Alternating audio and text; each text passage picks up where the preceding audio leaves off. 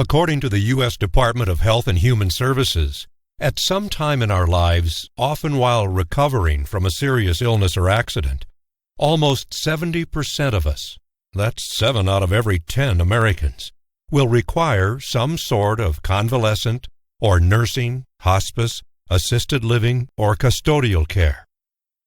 In fact, 1 out of 5 of us will require this type of care for 5 years or longer. That's why it's often referred to as long-term care. And there are more than 10 million Americans of all ages who currently require long-term care services. And the average cost of long-term care in a residential care facility is more than $6,000 a month. Even a few hours a day of in-home care can cost at least $2,000 a month. And those prices are expected to double or even triple over the next 20 years. But the cost of this care is not covered by either health insurance or Medicare, which is why many people use up all their savings and even sell their homes to pay for these services. And while many of us think that long-term care is only for people in their 70s, 80s, or 90s, the fact is that 4 out of 10 people currently receiving long-term care are between the ages of 20 and 60. Like Stacy, who was diagnosed with leukemia when she was 45. She needed home nursing care for almost 4 years at a total cost of $182,000. Or Kevin, who was diagnosed with multiple sclerosis in his 30s. He's had an in-home caregiver for more than 7 years now at a cost of $380,000.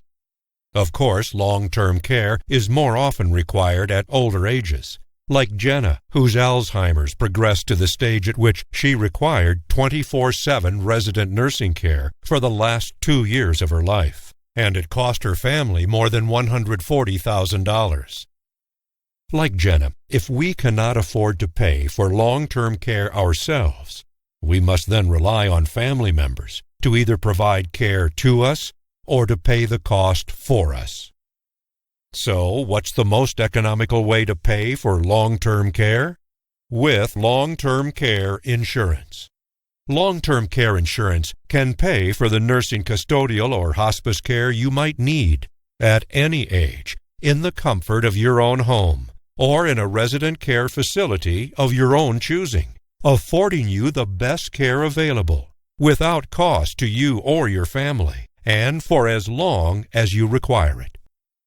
Like Jocelyn, whose legs were paralyzed in an auto accident at age 52.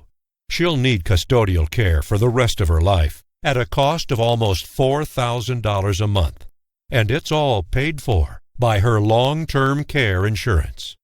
Or Pete, who suffered a stroke at age 78 and lived in a nursing home until he passed on 6 years later. Total cost? $370,000, all paid for by his long-term care insurance.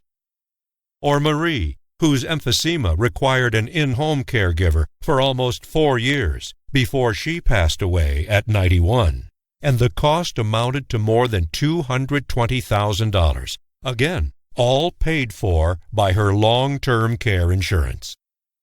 That's why more than 8 million Americans have already purchased long-term care insurance, coverage that currently pays out more than $3 billion each year to thousands of long-term care patients. So ask yourself this: knowing that you have a 70% chance of needing long-term care at some time in your life, and that the cost of such care is expected to double or even triple over the next 20 years, does it make good sense to rely on your savings, your income, your family, or even your home to pay for it? Or does it make better sense to insure those expenses, affording you the best care available without any risk to your income or your assets, and without any risk of becoming a financial obligation or an imposition to your family?